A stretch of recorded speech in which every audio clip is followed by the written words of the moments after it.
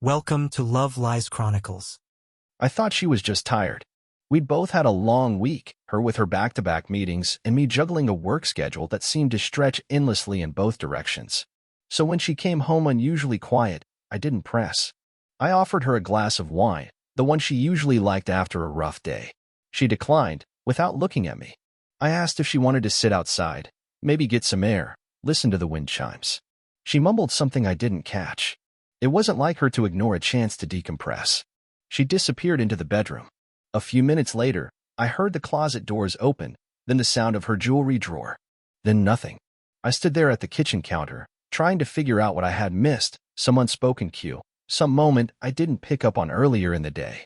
When she came back out, she wasn't holding a bag or a suitcase. Just her hand. Empty. Her wedding ring was gone. I stared at her hand before I even looked up at her face.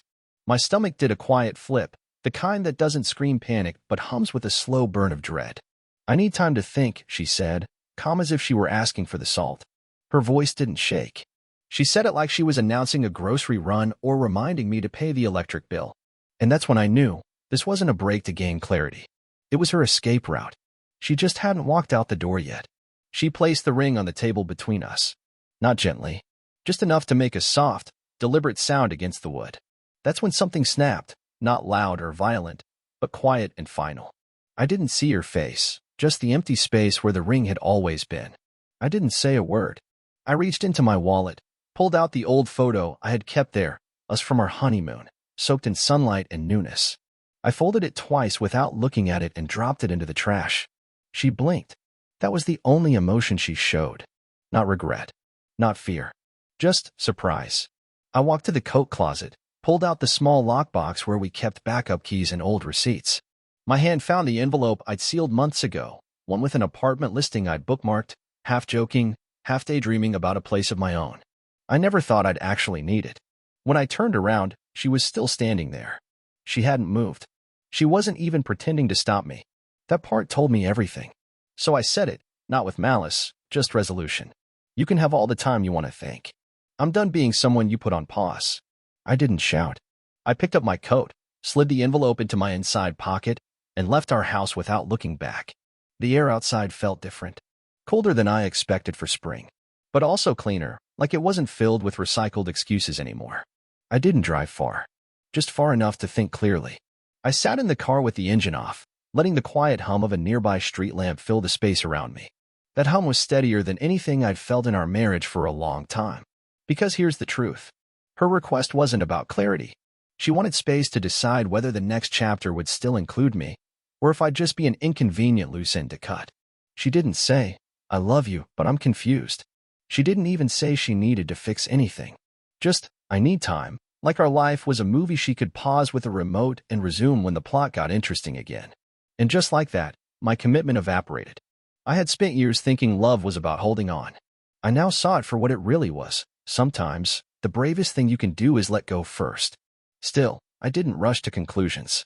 I needed to know what drove her to that moment, because I had a gut feeling this wasn't spontaneous. Something or someone was fueling this decision, and I wasn't about to walk into another emotional ambush. That night, I slept in the backseat of my car, parked near the lake we used to visit when we were dating, the spot where she once told me she wanted forever with me. The irony made me laugh. In the morning, I opened our shared calendar on my phone. She had a lunch scheduled later that week with someone from work, her mentor, a name she'd brought up more than once. Too many times. She needed time to think. Well, so did I. The lake was quiet the next morning, just a soft ripple of water and the distant sound of birds that didn't seem to care I hadn't slept.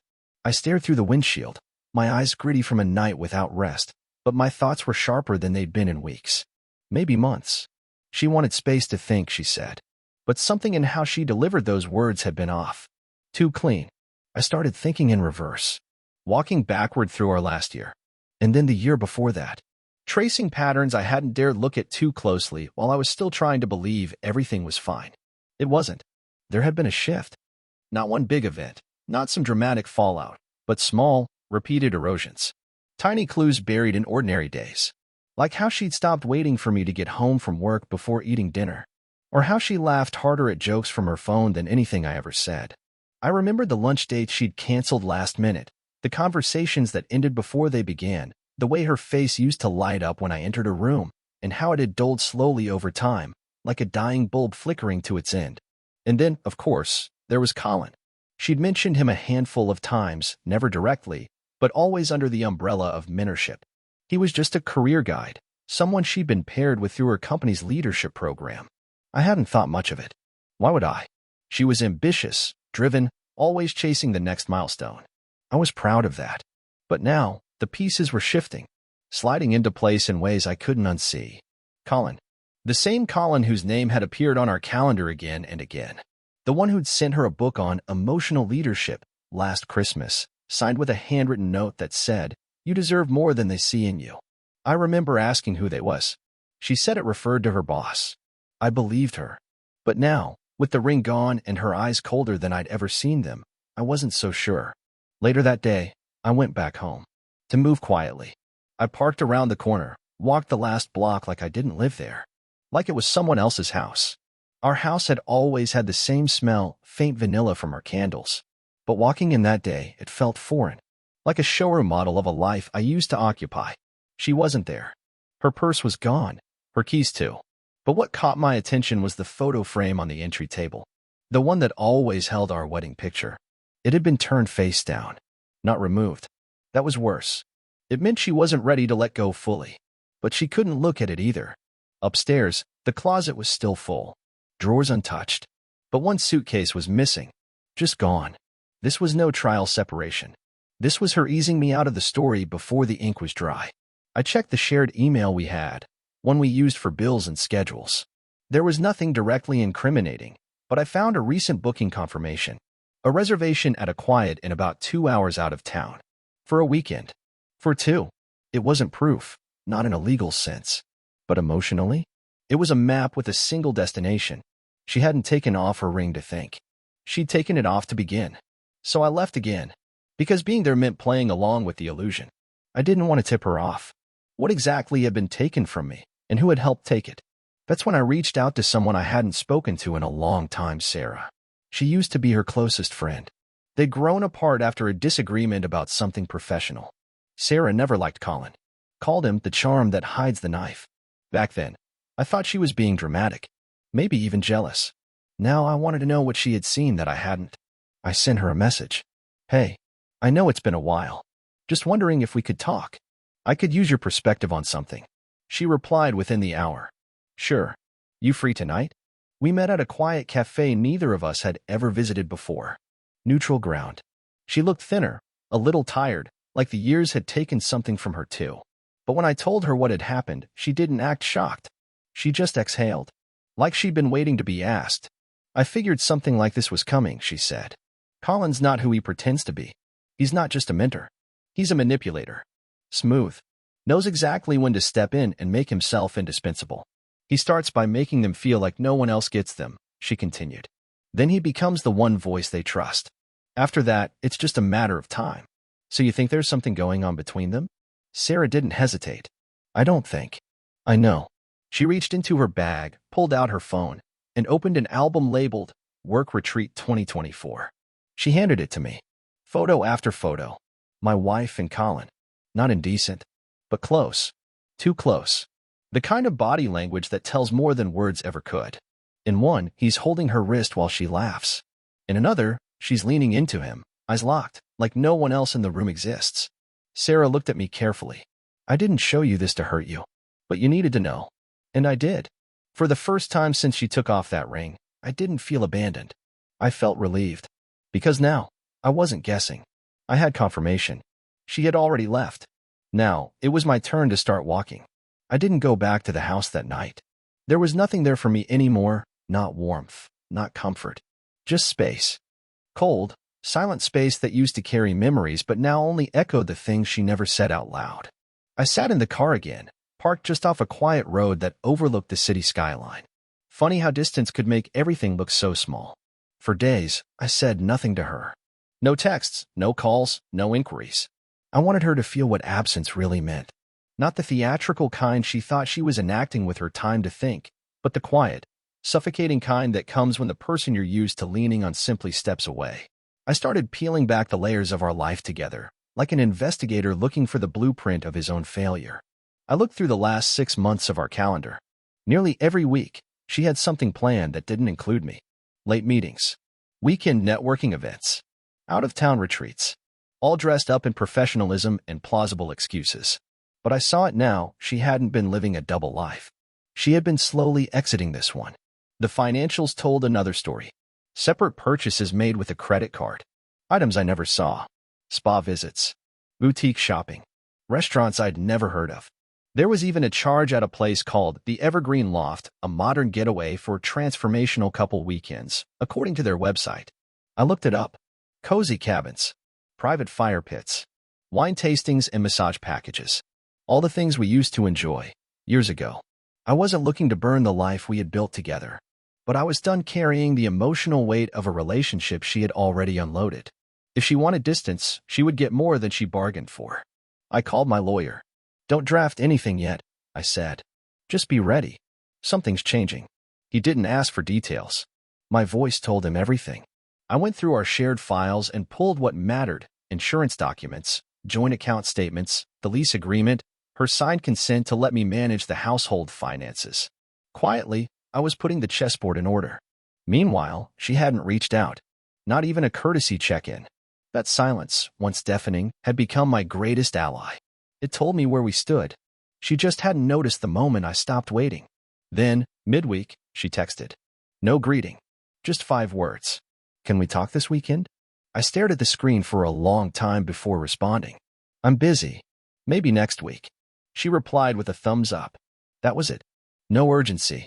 Which confirmed what I'd suspected: she hadn't texted because she missed me. She was feeling out the temperature, seeing if I'd softened. She didn't expect the indifference. That was new. That unnerved her. The following night, I received a message from someone I hadn't spoken to in months, Claire. One of her oldest friends. Not close enough to know everything, but not distant enough to be oblivious. Her message was careful. "I heard from Sarah. I know a little about what's going on. Just wanted to say I'm sorry." A few minutes later, another message came through. "Can I be honest?" I replied with one word. "Sure." Then came the text that told me everything I needed to know. She's been talking about Colin for a long time, not just as a mentor. She said things like, "He sees me," or "He makes me feel alive." I didn't want to believe what I was hearing, but I thought you should know. Then Claire added something I didn't expect. "Just so you know," she said, "Colin's not really interested in a relationship." She had risked everything: our marriage, our history, our home, not for love, not even for lust, but for a fantasy. That explained the ring. That explained why she hadn't tried to fix anything. She wasn't coming to me from a place of regret. She was nursing a wound of her own, a betrayal that didn't involve me. A man she thought would rescue her had already stepped away. And now she was turning around, maybe hoping I'd be the soft landing she always took for granted. That wasn't going to happen. The next day, I returned to the house. Not to talk. To act. I emptied out the hall closet of my things. My jackets, my old boots, the scarf she bought me when we first traveled to Denver, gone. I cleared my desk. Every trace of my digital self was removed. She wouldn't even notice right away. But when she did, it would feel like a ghost had passed through. I left a note. Just precise. "You said you needed time to think. I've taken that time to live. I hope you find what you're looking for. But don't expect me to be waiting when you do." She returned home that evening. I wasn't there. Neither was the man she used to know. I had clarity. That was more than enough. And still, something told me this wasn't over. Because she would realize too late that her safety net had vanished. She had burned a bridge she thought I'd rebuild for her. Instead, I watched it collapse from a safe distance. 3 days passed before I heard from her again. Long enough for silence to feel unfamiliar. Her message came in the afternoon, casual on the surface, but too carefully worded to be innocent. "Hey, I came home and saw your note. I think we should talk. Maybe meet for coffee." I read it twice. Not, "I'm sorry." Just a polite suggestion. As if she were reconnecting with a friend she hadn't seen since college. I could see the calculation between the lines. She was testing for softness. Looking for signs that I might still be standing where she left me. But I wasn't. I'd already moved. I didn't respond right away. I waited until the next morning, then replied with a single sentence. "I'm not sure there's anything left to talk about." I knew that line would hit her in ways she hadn't prepared for. It would knock the script from her hands. Because in her version of events, I was still waiting to be rescued by her second thoughts. She hadn't yet considered the possibility that I'd already written my own ending. 2 hours later, she called. I let it ring. Then she texted again. I didn't think it would go like this. Can we please talk? The shift was subtle, but it was there. A crack in the armor. I replied, finally. You said you needed space. I respected that. Now I've filled it. That was all. I didn't ask what she wanted. I didn't invite dialogue. And she knew it. But later that evening, I received another unexpected message, this time from Sarah again. I thought you should know, she and Colin had a fight. A big one. Word got around the office. I stared at that message longer than I needed to, because I could see the picture clearly now. Her timing, her sudden re-engagement. It was panic. Her plan had unraveled, and now she was circling back, not out of love, but necessity. Sarah sent another text. He called things off. She was devastated. Cried in the break room, apparently. She's been off since. Her moment of clarity had nothing to do with me. It had everything to do with losing her backup plan. But the most unexpected twist came 2 days later, when I walked into a quiet bar downtown to meet a former colleague for lunch. The place was half empty, dimly lit, the kind of spot you only find if someone tells you about it. As I stepped inside, I saw a familiar face at the far end of the bar. Colin. He was alone, staring into a half-finished drink. And the moment our eyes met, I knew he recognized me. He froze for a moment, then gave a small nod, as if to acknowledge some unspoken truth between us. I didn't walk toward him, but as fate would have it, he stood up, walked over, and stopped a few feet from me. Didn't expect to see you here, he said. I didn't respond. Just watched him. He took a breath. Look, I'm not going to defend anything. I think you probably already know more than I'm comfortable with. I said nothing. I never meant for any of this to get complicated, he added. That made me laugh, just a short, dry sound. No one ever does, I finally said. He nodded slowly, his face tight with something that almost looked like regret. I called it off, he said. I thought I was helping her. I really did. But she got intense. And when I realized she was ready to blow up her life for something I wasn't offering, I pulled back. She didn't take it well. I wasn't surprised. Not by any of it. But hearing him say it confirmed what I had suspected all along. She had gambled everything on someone who was never holding any real cards. She's a grown woman, I said. She made her decisions. He looked like he wanted to say more. I'm not the one you need to talk to, I added, turning away. But before I left, he said one more thing. For what it's worth, you didn't deserve it. And maybe I didn't. But it didn't matter anymore. By the time I left that bar, something had fully settled inside me. A weight had lifted, because I finally saw the whole picture with no missing pieces. She had made her move. He had made his. That evening, I went home to the house I had quietly begun leasing 2 weeks earlier. A small place on the edge of town. Nothing fancy. Just space. Clean walls. A worn but comfortable sofa. Silence that didn't ache. I unpacked slowly. Placed a few books on the shelf. Hung up the old college photo of my dad and me fishing, something I hadn't displayed in years. Then I stood in the middle of that quiet room and breathed. Because I had finally stepped out of a relationship that had ended long before either of us had the courage to admit it. And still, something in me knew she hadn't finished reaching back. Because people like her don't grieve what they've lost. She had just realized she wasn't holding the strings anymore. The next morning, my phone lit up with another message from her. I drove by the house. Your car wasn't there. Did you move out? It was short, uncertain, like a woman trying to feel the walls in a room that had gone dark. I didn't answer. Hours passed. Then another text came. I think we should talk. Please. I'm sorry if I hurt you. There it was. She wasn't ready for silence that didn't beg for reconciliation. Still, I said nothing. By late evening, she called. This time I answered because I wanted her to hear the calm in my voice. The kind that comes after a storm clears, and you realize the wreckage isn't your responsibility anymore. I just wanted to know if you're okay, she said. I'm fine. A pause. Hesitation. I didn't expect this, she added. You just disappeared. I let that sit for a moment before answering. No, I said. I didn't disappear. I just stopped standing still. She didn't speak right away. Can we meet? She asked, quieter now. There's so much I want to explain. What exactly? I asked. That you had a plan and it didn't work out the way you hoped? That I was supposed to be here, waiting, while you figured out if he wanted to keep you. That's not fair. It's honest. She didn't argue that. I was confused, she finally said. I thought I needed something else. I thought he understood me better. But he didn't. And now you realize what you left behind, I continued. But not because you miss me. Because the person you wanted chose not to catch you. I made a mistake, she said softly. No, I replied. You made a decision. Over and over again. The mistake was thinking I'd still be here when it didn't work out. The line went quiet. I know I hurt you, she finally said. Yes, I replied. But not in the way you think. You didn't break me. You just exposed something I didn't want to see. That we stopped being a team long before you took off that ring. Her voice cracked slightly. I don't know what to do now. You don't have to do anything, I said. Because I already have. And with that, I hung up. The next few days were oddly peaceful. She didn't call again. I suspect she knew that door had truly shut. One afternoon, I received a message from Sarah. She told me she's taking time off work. It read, apparently she's not handling the fallout very well.